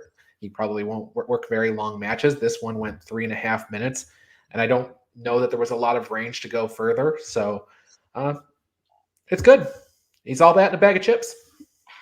Oh, yeah, right. Finally found our display names. That took me about 10 minutes. So if it looked like I wasn't paying attention, I was, but I couldn't find that. I don't have the graphic. Sorry, Joe. Don't have the graphic for this one. Late minute entry. All that in a bag of chips. Huh? That's Taz threw that out there a couple times at the past couple days. Yeah, but Ryan also on a grander scale. I'm sorry, what was that? Because he always has a bag of chips. Oh, really? That's it? Yeah. Okay, I didn't realize Taz had a chip gimmick. With that on Rampage, we had a AEW Tag Team Championship match, which was kind of been a couple weeks in the making here. Not talking with the feud. Obviously, this feud. And one thing I like about AEW is you don't get the same matches over and over again. These guys have fought probably about 8 times. Every single one of them have been 5 stars. But I'm talking about the past couple weeks. I think one of them, it was Ray Phoenix, was injured. So this got delayed a couple weeks, right? Yeah, this was supposed to be on Rampage 2 weeks ago. Ray Phoenix, they reported an injury. He actually had travel issues and stuff, but it was supposed to be 2 weeks. What? Was it Chavo again? Is Chavo back? It was not Chavo. It was travel issues, not Chavo issues. No, but Chavo did this to him last time, right? Remember Chavo delayed their flights a couple of times? Yeah, this is okay. Chavo. Chavo's back. That's right. Chavo, rerouted his airplane ticket or whatever. Yep. That didn't happen this time, I don't believe. So because Ray Phoenix was able to wrestle FTR the next night, Saturday night in Mexico. But talking about this match, Lucha Bros and FTR, it had kind of a big fight feel. They the show started, they were already in the ring, in-ring introductions, camera shots were really tight on the ring, and they had a good match, but in the end, Lucha Bros got the win using Fear Factor. There were a couple different spots, with the title belt, the AAA title belt, Cash bringing it into the ring, inadvertently hitting Dax. So good match though. Yeah, they don't know how to put on, I'll make jokes that they fed up, whatever, but you don't complain about this. I don't think anyone's going to be like, oh man, these four again. Like, no, like this is probably arguably the two best teams that they have. Like, I'll throw these two. I'll say they're better than the Bucks. I don't have a problem with that. It does look like we might be moving on from this feud though, because I think FTR kind of mixed it up with Darby and Sting later in the night. That was exactly my next note. Giovanni backstage with Sting and Darby talking about how Sting gets to return to the Greensboro Coliseum for the first time since 1973 or whatever year it was. And then they got jumped by FTR. So there you go. So we're probably going to get that at the Greensboro Coliseum. I don't know if this was a personal attack. Maybe it was. I'm sure Tully. This is an old WCW NWA thing with Tully and Sting. Maybe Tully instructed them to do it, or maybe FTR was just pissed off after their loss. These are the first two guys that they found. Well, FTR, they're big North Carolina guys themselves. So this is kind of an interesting thing where Sting has all his roots there from his the major run of his career. You got Tully Blanchard involved in there, and you got FTR who are north from Asheville. So Greensboro's in North Carolina. I was in West Carolina. There is no place as such as West Carolina. Adam Cole defeated Wheeler Yuta after a boom kick post-match attack on the Best Friends. Again, as we'll talk about on Dynamite, this will be after this match will be the second time Orange Cassidy takes the brunt of a super elite attack. And then in six women action, Nyla Rose, the Bunny, and Penelope Ford defeated Ruby Soho and TJ after a beast bomb from Nyla Rose on Anna Jay. So Nyla is building some momentum going into her semifinal match with Ruby Soho in the TBS Championship Tournament. Rewinding from Rampage to AEW Dynamite from this past Wednesday, CM Punk taking shots at the Islanders. And unfortunately, rightly so. He was dead accurate with everything that he said. He mentioned it took a couple of games for it to happen. I believe it was 7 of them. But CM Punk didn't motivate. The video went around UBS Arena. Heard there was a guy talking bleep last night. Yeah, CM Punk talking bleep about that. And then they finally got their first win as they defeated the New Jersey Devils in handily fashion, as they always do. They're the biggest, he talked about the Ottawa Senators being Colt Cabana. The New Jersey Devils are probably the biggest slump busters out there. So if you ever heard having a little bit of a rut, if you play the New Jersey Devils, you might be able to get out of it.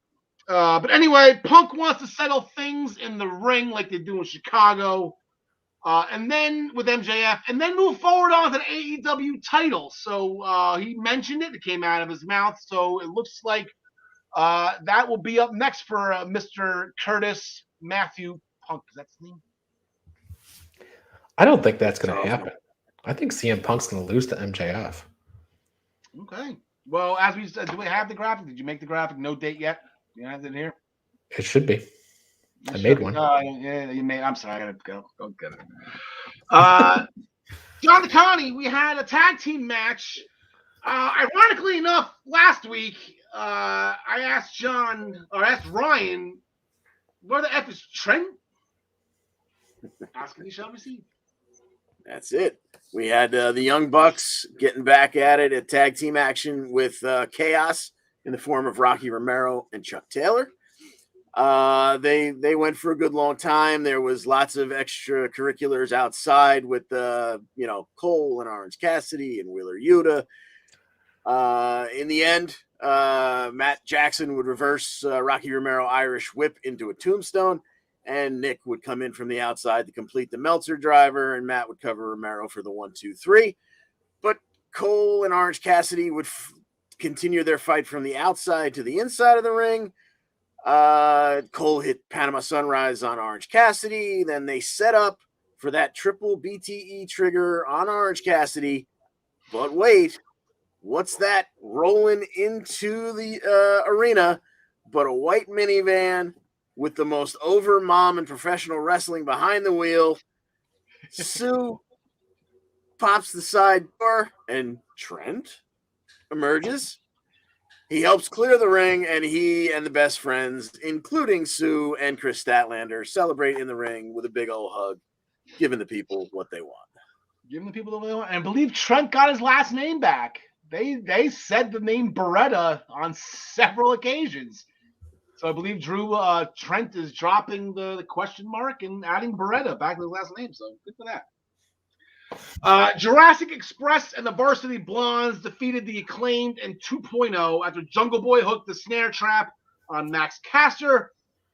Here's a theme of the night. Actually, he just mentioned it too. A post-match attack in the back with Eddie Kingston, who interfered in the match, and Ortiz with 2.0 and Garcia. So I'm assuming it's going to be Kingston and Santana and Ortiz versus 2.0 and Danny Garcia. No date yet. Right?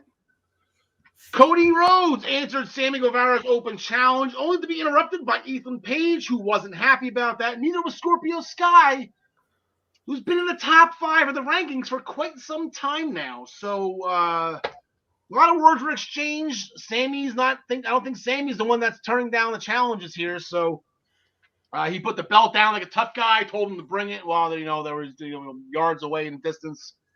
By the way, on that, we do have the Cody Rhodes and Sammy Guevara date. That's going to be Christmas week. Oh yay! That'd be a fun present for John Smith. It's just going to be two good guys going against each other, and then Cody will walk out the heel side, right? No, he's going to walk out as champion. Make John Smith have he's going to be out for a couple more weeks if Cody wins that title. I'm referring to the spot, the actual segment. Cody came out. And he said that to Sammy. He's like, hey, it's just going to be two good guys, going back and forth. And then Cody made to almost walk out the heel side, and he turned and went back out the babyface side. Oh, really? So they're leaning into it a little bit. I never put it together. They had sides. Rio defeated Jamie Hayter with the Somato. Sure. You got that? Yeah. Sure. All right. So Britt Baker, again, here you go. Britt Baker with the post-match attack. # post-match attack. On Rio, locking in the lockjaw. No date yet announced. Ryan, I just missed that part of the graphics, the no date yet, but it's going to be Britt Baker and Rio at some point. Rio looking to become the first ever two-time women's champion. And in other news, Malachi Black interrupted a Varsity Blondes interview with Tony Schiavone and spat in Julia Hart's face. I think there are other ways to tell girls that you like them. I'm not exactly sure. You're normally pulling their hair, kicking them. She's got her hair. She's got the pigtails. You can just pull on the pigtails like you're 11 years old again. I mean, they're acting in varsity. They're acting like high school kids. What do you do in high school? Put gums in girls' It would be great, though, if Julia goes dark now, right? If, this infects her or whatever. Yeah. And she goes dark. Total departure from what she is now, right? Yeah. So we had the going back to MJF and the UBS Arena, who was all with MJF. MJF from Nassau County, where UBS Arena is located. The Dynamite Diamond Battle Royal is the first leg of 2 to determine who is the illustrious holder of the Dynamite Diamond ring that MJF has won the prior 2 years. Ryan, would you like to talk about the Battle Royal? Oh, the Battle Royal? I mean, it was good. I mean, the big storyline coming out of it was the fact that Dante Martin turned on Team Taz. Starks and Dante Martin had MJF dead to rights. It was going to be 2-on-1, except Dante Martin tossed out Ricky Starks. And then it was, then the winners are Dante Martin and MJF of the Battle Royal. Like you said, now they go on to face each other this week. But what's interesting is Dante Martin joins a pretty good crowd of people that have lost to MJF in this match. The first year it was Hangman Page, the current AEW World Champion. The second year was Orange Cassidy, who has had title shots and hasn't won one, but he's definitely one of their top stars. So he main evented a pay-per-view. He main evented a pay-per-view with Kenny Omega. Not many people. Right. You have 5 pay-per-views a year. Not many people can say that, especially when Kenny Omega has one of the slots, on a consistent basis. So, kind of jumped the gun here. We are going to be picking that match, and it will count towards the standings. So here are our overall standings. Ryan Joy has a 100-point lead over myself, who has come out like a bat out of hell, leapfrogging John Smith and John DeConnie in the overall standings. 30 shows so far, boys. It feels like we just started the new season, but we are coming to a close. Still have some major points ahead of us. Our AEW standings, John DeConnie, a 17-point lead over Ryan Joy. He's got a 9-point lead over John Smith. 7 points. We haven't gotten out of the gate. All those cracks that AEW is so predictable, and there I am, 5th place.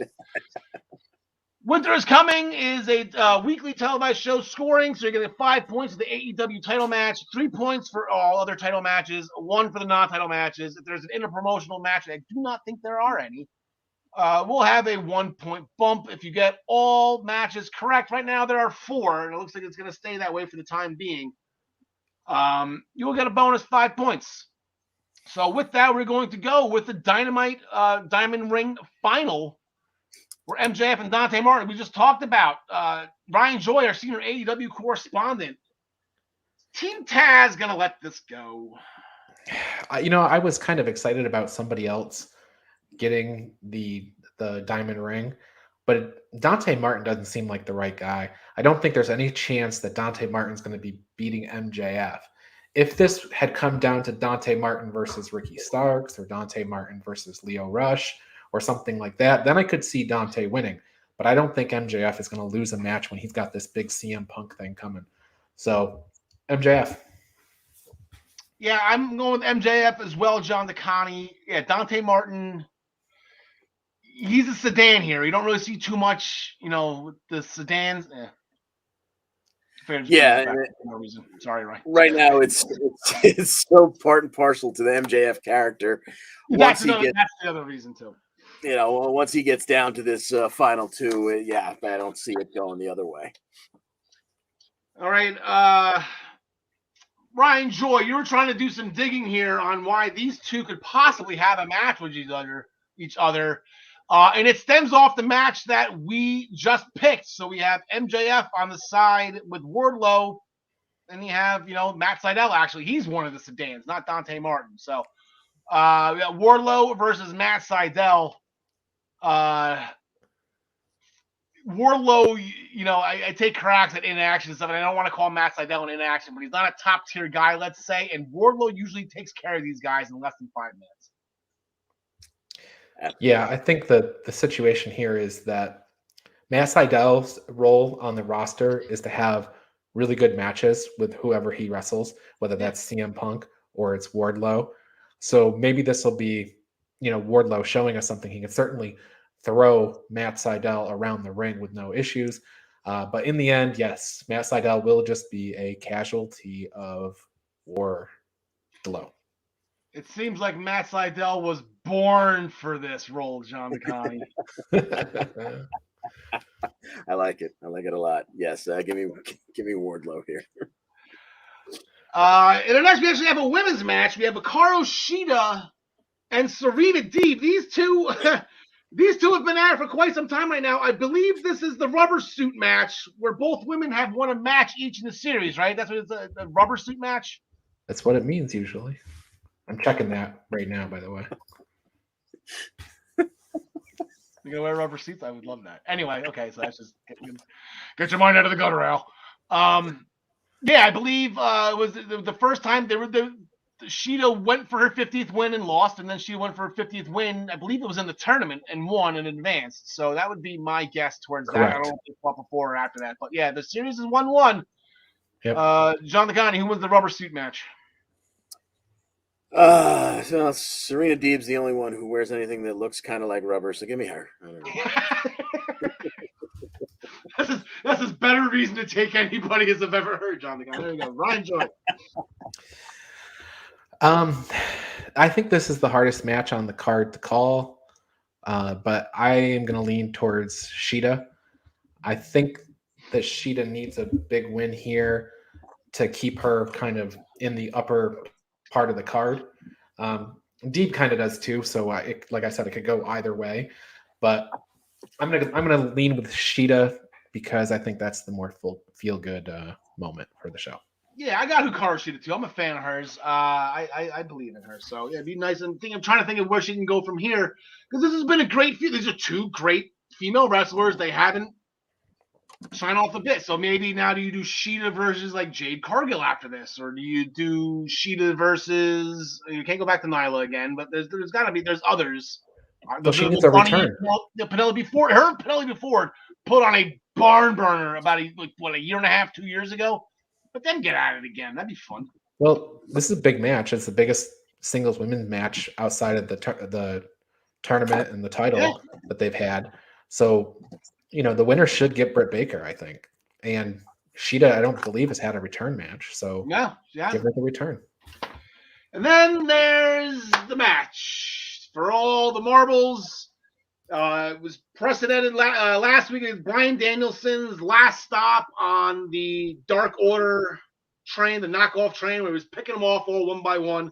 This time it was John Silver after a crotch pile driver into some sort of submission, which was irrelevant because Silver was knocked out by getting dropped on his head via the crotch pile driver. Post-match attack. There you go. Hashtag post-match attack. You got to make graphics for that. Hashtag post-match attack. By Danielson on Silver, thwarted by Hangman Adam Page, our hero. This match, I believe they booked a couple of weeks ago. Everybody's been excited about it. Gary's on Hangman Page. I do believe this is Hangman Page's first title defense.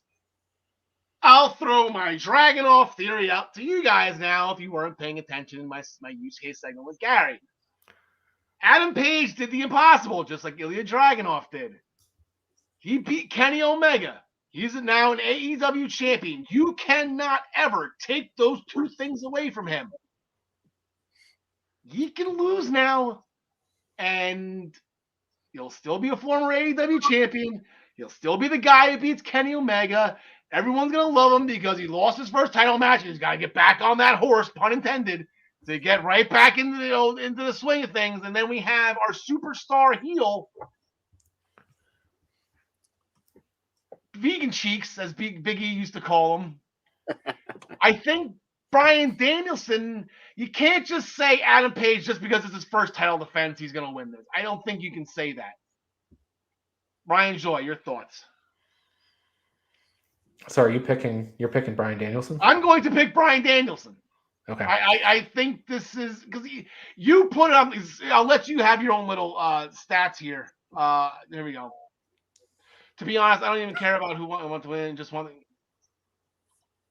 possibly 5 stars. I don't know if can Hangman Page have a 5-star match. That's another question, but we'll talk about that another day. Yeah, tell us your stat. Let's make history here. It's never been done before, right? If Hangman loses this match, it's never been done before. Yeah, I think Jericho has the shortest. I know Jericho has the shortest title reign. He won it all out. He lost at Revolution. John Moxley went from Revolution to Winter is Coming. Kenny Omega went from Winter is Coming to Full Gear.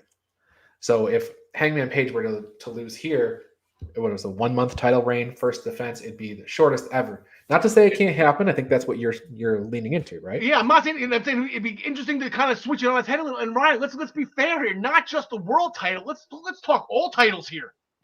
True.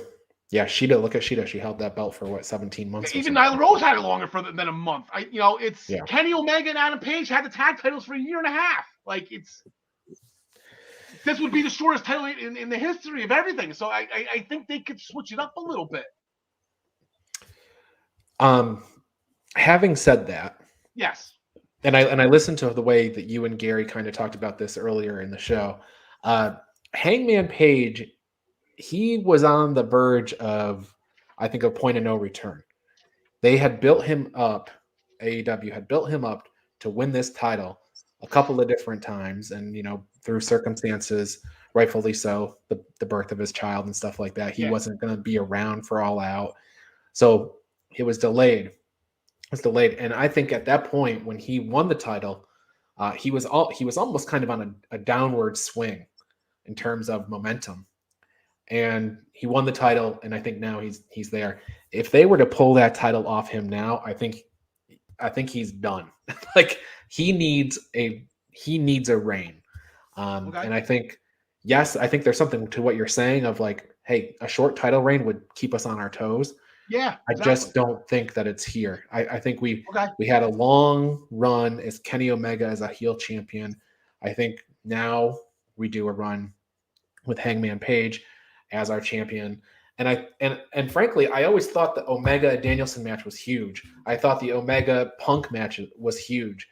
But those two guys, saving them for the Hangman Page run would give Page those credentials to make him kind of a bigger star. So I'm going Page, thinking, yes, Page is going to run through Danielson, MJF, and Punk in his title reign before we're looking at a new champion. And I don't know who the next guy would be at this point. Okay. Now, is it Hangman Page took a shot at Danielson, John Licani? I beat Kenny Omega, and I did it in less than 30 minutes. And that's a shot because Bryan Danielson couldn't get it done. And that wasn't even a title match. Kenny Omega, he was human in that match. It wasn't even a title match. And Bryan Danielson couldn't get it done. Now, with that, maybe this will segue into your pick. I don't know who you're picking. What would a loss for Bryan Danielson do to him right now? Like, he's supposed to, I don't say be untouchable, but he's still a fresh face. He's the biggest bad guy in the company. Exactly, and I think it's so much fun to boo him that it doesn't completely kill him. You know, he can find the next guy to be a D-bag too, and we're right back to booing him, and he's right back into that spot as the number one bad guy. So I am going to go with Page, but I have to tell you that I am completely enamored with your idea of the short run. I just don't think it's going to be the first try. I could see MJF taking it off of him. And to add to your theory, the other thing that I liked was that for Page, if he was going to have this short run, then he gets it right back. So now he's got that pattern. Not only is he the guy who beat Kenny Omega, he's then the first two-time world champion. Yeah. I just don't think it happens right here. So I can see it happening maybe with MJF or whatever. So give me Page here, but I do really I'm very much intrigued by your idea of the short run. Yeah, and I'm not saying this is a lock. I don't know. This is honestly, like I said, this is a tough match for me to pick. I take those shots at AEW is predictable. In my head, this match is a tough match to pitch. But you know, if you look at you going forward, you have Danielson. Imagine him coming out next Wednesday on Dynamite as the world champion. The place is going to go bullshit. So that's one thing. And then the second, you just put Hangman Page right back in the bar. And now you got the Dark Lord trying to pick him back up again. And we get, come on, Page, let's go, come on. You know, the other thing is, I think this is only a temporary heel turn for Danielson. I think, unless he wins. To your point, if he wins, he's a heel. If he loses, it all depends on who he wrestles next week, right? This could just be to put Hangman over. That's exactly 100% could happen. 100%. So, and that's the fun part of this. This is a fun match to discuss. There's a lot of different twists and turns, and congratulations, good work, AEW. You have us talking, you have us guessing. Good job. It's not in action all the time. I keep on telling you that. It's not in action all the time with AEW. Sometimes they put out some quality stuff. Yeah, you're always there to have AEW's back. I love that. I think that Sheeta Deep match is really hard to call. It is. No, that one's 50-50 too. That's a tough one. I'm picking Sheeta just based out of loyalty. And Swing Deep is an outstanding female. Now we all picked Wardlow, but some people might have a hard time picking that match against Matt Sedan as well. So that's it. All right, so here we go. Here we go. That's it. A minute 43. We're back to normal time here. All right, Primetime Rundown, powered by StreamYard, with Joey Jarzenga, Ian Schreier, and Rob DeLuca, is now airing at 7 p.m. on Friday nights as they take you through the world of sports right here on all of the Eastern Observer platforms. For more information, please go to theeasternobserver.com. With this, we have invaded the Primetime Rundown. As you know, all NFL season long, we have been a part of this little inter-Eastern promotional survivor pool. And here are our standings. Our standings. I get those words messed up. The standings. Here are our standings. There we go. Just from our end of things, from the Essential Wrestling Podcast side of things, we went 5-0. Would have went 6. Tyler forgot to put a pick in. Gary, I want to give Gary half credit here because the congratulations to the New York City football team or whatever the football club. They are the new MLS champions. They won in a shootout. They beat whoever they were doing. They showed it on the Videotron during the Riptide game over the weekend, or one of the Islanders games maybe. It was the Islanders game. Crowd went crazy. Local team won the championship. So maybe we can give Gary half a credit point on that since he got the game right. It's just the wrong sport again. It's not football. It's soccer football. So, but hey, kudos to us. Now we have 5 of our 6 competitors in double digits with wins. The primetime rundown, they had a good week too. They went 5 for 6 as well. And the guy that didn't get the win, Casey Bryant there in the bottom, he also failed to submit a pick.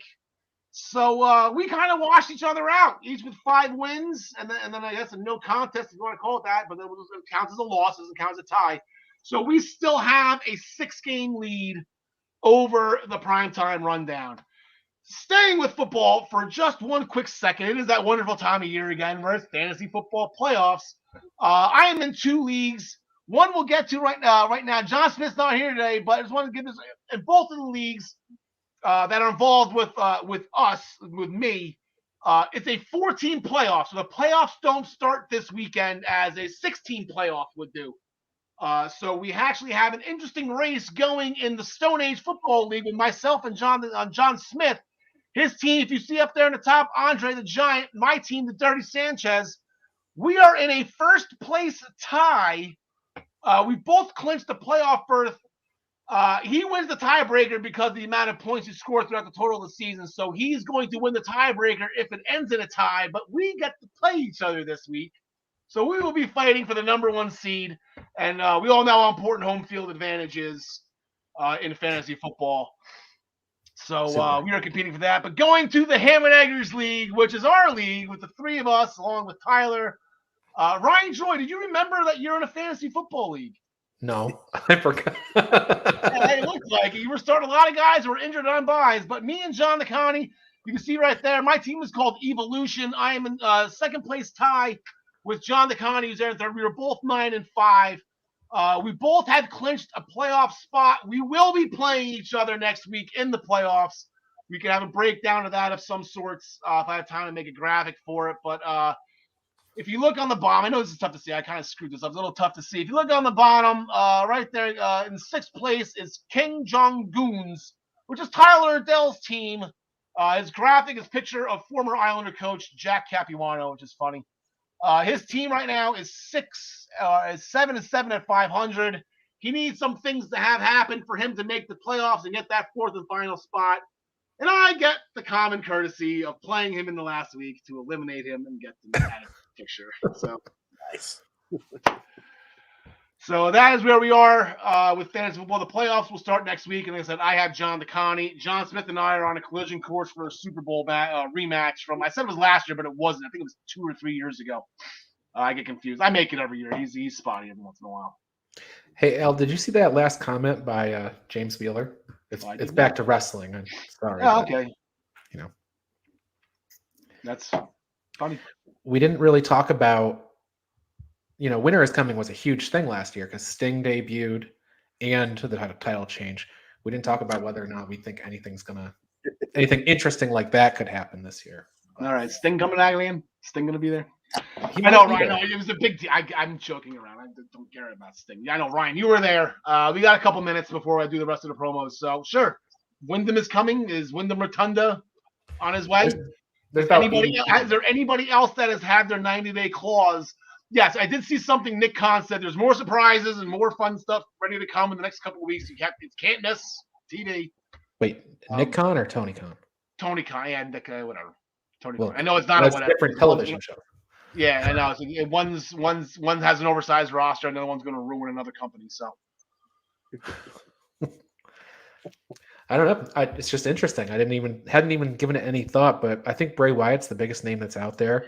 Braun Strowman he had a debut on Ring of Honor this past week. So you could always do crossovers. They're not opposed to working with anybody. So it's interesting. Plus, there's a whole slew of Ring of Honor guys Yes. that are out there now, too. Let's see, Dalton Castle. That would be a huge debut. It'd be bigger than Sting's, I can tell you that.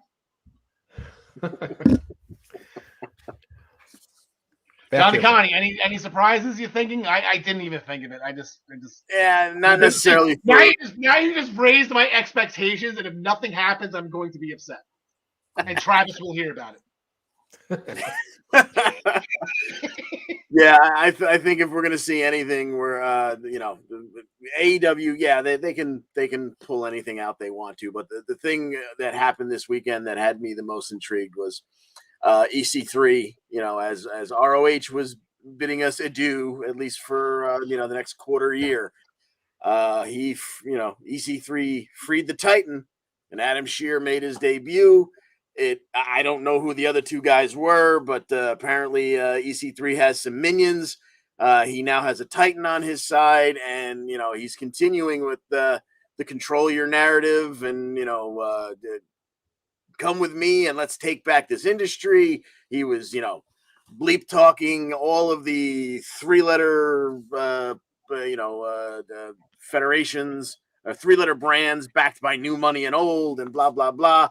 I would expect him to, show up somewhere, although I tend to think probably going back to Impact makes more sense for him. Well, it's not a 3-letter company. There you go. That's a good point. Okay, it's to be determined. Maybe we do get Bray. Maybe. Again, now if they don't. Body Slam Brigade newsletter. Brian, what are we up to? I still have 4,500 here. We got to be over that by now. Yeah, it's close to 5K. All right, $5,000, 5K subscribers.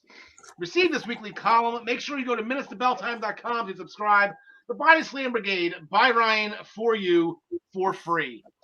The Black Cats NYC's most recent album just celebrated their anniversary. Free cake. Still haven't gotten any free cake from them, but we're getting great music from them, which is the most important thing. That is their job. They are the official band of the Eastern Observer. Anywhere you can get music, you can get the Black Cats NYC, their new album, Free Cake. Play it now, play loud. As always, the Essential Wrestling Podcast is sponsored by ProWrestlingPick'em.com, the internet leader in sports entertainment pick'em pools. Join us in the Essential Wrestling Podcast public pool to play against us or create a private pool with you and your friends. ProWrestlingPick'em.com. Play against your friends, play against the universe, and guys, she will like it too. Join us back here next week, our new bat time, 5 p.m. on all our same bat viewing options. We will be back for episode 85. John DeConnie, anything before we get out of here? No, just another great week of wrestling ahead of us. Looking forward to Winter is Coming. Yeah, I'm looking back to the throwback. What do you think is going to happen at Throwback Throw? You can see me downtown Daddy Brown, Ryan Joy, defend his title against Sex Ferguson. Could be. Yeah, Sex Ferguson. I think I would take him in that match against downtown Daddy Brown. Sex Ferguson's a tough out. He's a tough in and a tough out, from what if I heard the rumors correctly. Tough in and out. Okay, yeah, I get it. Thank you so much for joining us this week. For John DeConnie, for Ryan Joy, we are the Essential Wrestling Podcast. Alexa Bliss, we love you. Larry Steve, forever in our hearts. John DeConnie, take us home. Thanks for joining us. And as always, we wish you the best in all your future endeavors. I think we forgot to do that last week, too. I forgot to do Alexa, and I got it in at the end. We forgot to do your catcher. God damn it. I was rusty last week.